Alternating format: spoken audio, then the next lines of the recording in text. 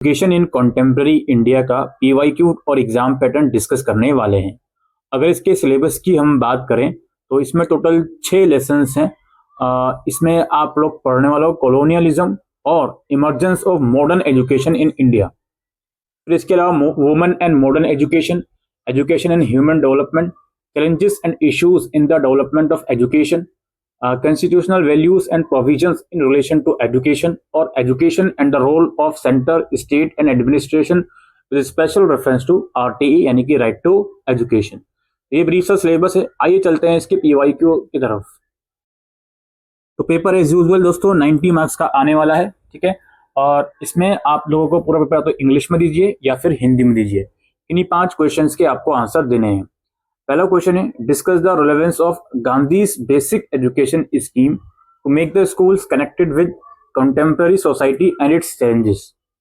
गांधी की नई तालीम की सार्थकता पर इस तरह चर्चा कीजिए कि उससे स्कूल को वर्तमान के समय और उसके संघर्षों से जुड़ने में मदद मिलती है।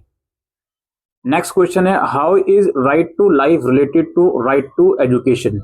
जीवन का अधिकार किस तरह शिक्षा के अधिकार से जुड़ा हुआ है। Comment critically on the achievements made in SSA for the education of girls. Sarva Shiksha Abhiyan के तहत लड़कियों की शिक्षा से जुड़ी उपलब्धियों पर आलोचनात्मक टिप्पणी कीजिए। फिर है, how and why was mid day meal introduced in Indian elementary school. Discuss various changes that have come about because of this scheme.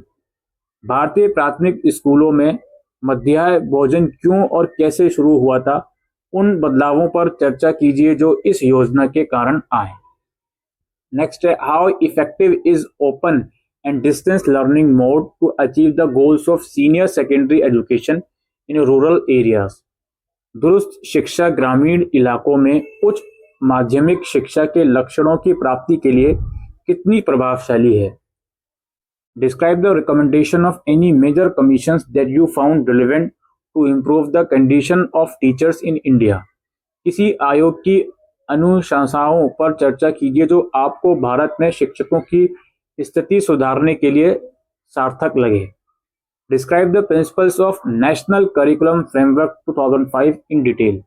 राष्ट्रीय पाठ्यचर्या की रूपरेखा 2005 के सिद्धांतों पर विस्तार से चर्चा कीजिए।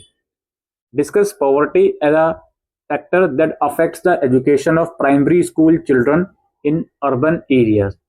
एक ऐसे कारक के रूप में गरीबों पर चर्चा कीजिए जो शहरी इलाकों में प्राथमिक स्तर के बच्चों की शिक्षा को प्रभावित करती है। तो ये 8 क्वेश्चंस थे दोस्तों इसमें, जिसमें से आपको इन 5 क्वेश्चंस के आंसर करने हैं। तो ये था दोस्तों पीवाईक्यू और examination pattern education in contemporary India का। Thank you.